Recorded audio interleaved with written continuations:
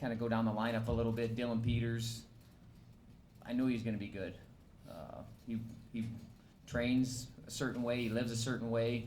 He's had a lot of success in the past, and he's just keeping it rolling into his college career now. It was a big for him to win his first college tournament. He beat a guy in the finals that beat the guy from Iowa State. And that guy's ranked in the top 15 in the country, so starting to get a little bit of idea where he's at and how good he's going to be. And we got to keep building on it, though. And he understands that. Kid's got a real good head on his shoulders, and we're excited about his future. Another guy, Gelen Clover, go compete. He went 0-2, but this is a guy, tell a little bit about this guy. He broke his neck. He didn't know that he broke his neck, so he went about 2 weeks of wrestling with a broken neck. And they finally found out that he did, and he got it fixed. So he sat out for about a whole year, and they told me he wouldn't wrestle again. He was a 106-pounder last year, and I know someone that kind of coached him, and he said this kid, he's the right kind of kid. He'll train, he'll live right, he loves the sport, he'll do everything for you. So we talked to him in the spring and came to school, and I tell you what, I really like the kid. He's doing a great job. But to have a guy like that had his neck broke, didn't know it, kept trying to compete with it, which probably wasn't very smart. He's lucky he's not paralyzed. But I'm saying that those are the kind of kids you want in your program, just because he knows what it is, feels like to have it taken away from him, and he knows that nothing's going to be easy. So I got a lot of respect for him. He's in there every day, and he's a little bit undersized. When you have to sit off the mat that long and can't train that long, it takes a little bit to get your body back going. But he's a kid that's a battler. So if you see him, give him a pat on the back, because tell you what, we love having in our program. 33 Tyler Willers, I tell you what, I was impressed with him and how he competed. He made it to the semifinals and got beat by Meeks, but I liked how he competed. It was fun to watch. He just plain out fought some guys for wins and did some things that I haven't seen in the room. So when you see a guy do some things that you don't see in the room, it excites you. Tells you that this guy's a competitor, and he just I don't know. I don't see. He surprised me. It opened my eyes. I was pretty damn fired up when I saw him compete and beat kid from Iowa State, Larson, to make the semi. So moving along, Joe Cologne, good tournament. Meeks kid's for real. He's a good wrestler, true freshman, and he had to battle with him. But it was good to get him back out in competition and see where he's at. 41 Tyler Patton, the kid, hadn't wrestled for 2 years. He finally got back out and competed, and he won a match. He's building and getting better. 49, I don't know if 41, another local kid, Gunnar Wolfensberger, ended up making the semifinals.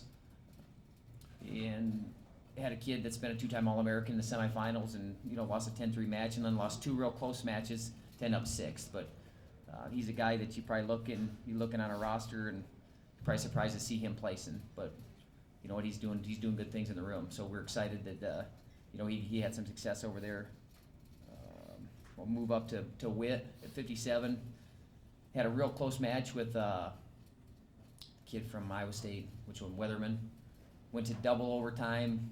Got escape. Went to a body lock. Kid headlocked him. That kid's pretty good there. And then he came back and he won 7 straight matches. Anytime that you can come back and win 7 straight matches, you're gonna get my respect. And he did it. He did it very convincingly too. His closest match that he had was with another UNI guy, Kurt Mays. They had an overtime match, but his matches he pretty much just hammered guys. And if you see him, he's about, I don't know, he's not much taller than me, but he's about twice as thick. He's a big, tall, or not tall, but he's a big, strong kid. And he impressed me in how he competed. And he was just a hammer on top. And for third and fourth, he wrestled a kid from Iowa State who may be their starter. He beat him 9-2, and he put the hammer on him. So I like what I saw out of him. 65. I'm gonna keep skipping around. Who else wrestled? I'm gonna forget some guys, but I'll just move on to next week, because this is really what we're about, is moving forward and kind of just making sure that we're taking care of the process. But I know all our guys are really excited to get back out there and compete and to stop beating up on each other, because that's what we've been doing for a long time. I'm excited to move this season forward. We'll be going up to Moorhead, I think the Cobber Open, and not sure who's going to be there. It doesn't really matter who's going to be there. Our guys got to be ready to compete, and they're looking forward to competing, and looking forward to really getting things rolling.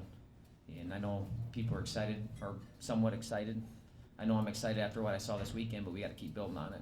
And I know our guys will. They're real hungry right now to get out there and compete. So we look forward to all the support we like to have. And there was 150 people maybe at the wrestle-offs.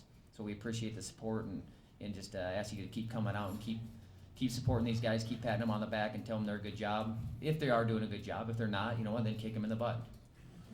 I know Gene will, right? Gene will kick him on the butt. I know he will.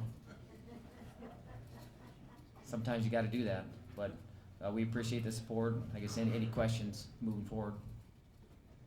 On Zach Witt, are you planning to redshirt him, or does he have a chance to compete for the varsity? Most of my guys are gonna redshirt. I mean, that's kind of been my practice so far as a redshirt guys, and then see where they're at. He's, looking at him, he's gonna be a 49 pounder. I mean, he's not a 57 pounder, but I tell you what, he horse guys in there being a 57 pounder. But I think ideally he's a 49 pound guy, and we'll see him down there later in the year. But it's my practice, like I said, to redshirt guys. But I like it when guys can compete right out of the gate, though, and that's what we want. We want guys that from day one they can compete, and we build them and make them even stronger and better. But for me to pull a guy out of redshirt, he's going to have to be able to score points in the national tournament, a lot of points. It's a pretty big group you have at 41. What's the competition been like there the first couple weeks? I wish we had every weight class about that many, though. Not just that one. It's a little bit of back and forth. I mean, between Laser, Perrin, and Ryder, it's going to be a battle. I mean, I think you could see any one of those guys being the guy by the time the year's out. I don't see anybody head and shoulders above each other right now. Hopefully they'll separate themselves in competition. It's good to have competition in the room, though. I can tell you from experience, having another guy in the room that at your weight class that's gonna battle you, and you know what, I'm not sure if I'm gonna be the guy. I can't really just hang back. I gotta keep pushing forward. It helps you, gets you more prepared for down the line. So it's good to have that competition in the room. I think we have more of it than we've ever had.